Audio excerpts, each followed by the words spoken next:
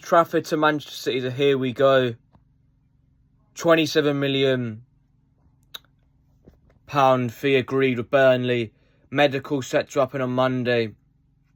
It looks like Stefan Ortega might be set to leave, and it looks like Ederson might stay. But for me, if Ederson stays, you've still got to give Trafford a chance at being number one, because if he's going to be our number one more long term, he needs to get that experience in early, because it's a tough job being a number one at Manchester City, especially when you've gone from being the number one at Burnley, because it's a big step up and the expectations are a lot higher as well.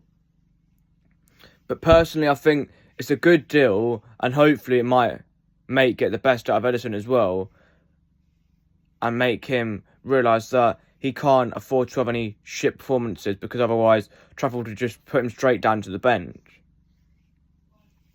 I've seen Trafford in the under-21 Euros. He looks like a good shot stopper, and he saved a penalty as well. We haven't really ever had a keeper that's that great at saving penalties, to be honest, in our history. Well, in the modern day history anyway. I don't know about like before I was born and all that shit.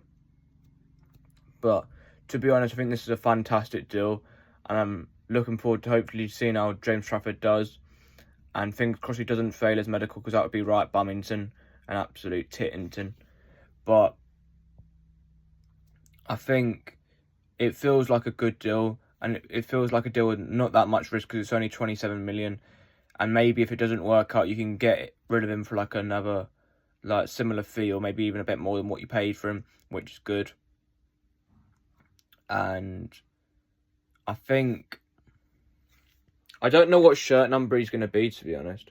I think with Ederson, if Ederson leaves, he could get the number 31, or he could just get the number 1, because I don't think anyone has the number 1 in the current squad, do they?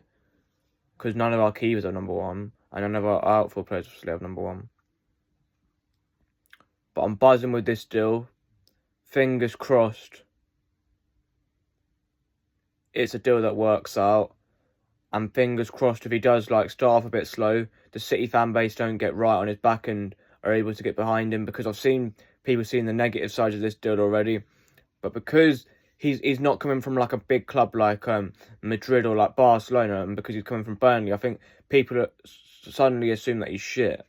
But that's not the case, because if Pep Guardiola wanted him back, he obviously must have had faith in him to begin with. Like, even when we got rid of him, it's just at the time we had too many like good goalkeepers at the time for him to compete with, and he was never going to get much game time, so there wasn't point keeping him in his first stint at the club. So yeah, but that's my thoughts on the deal.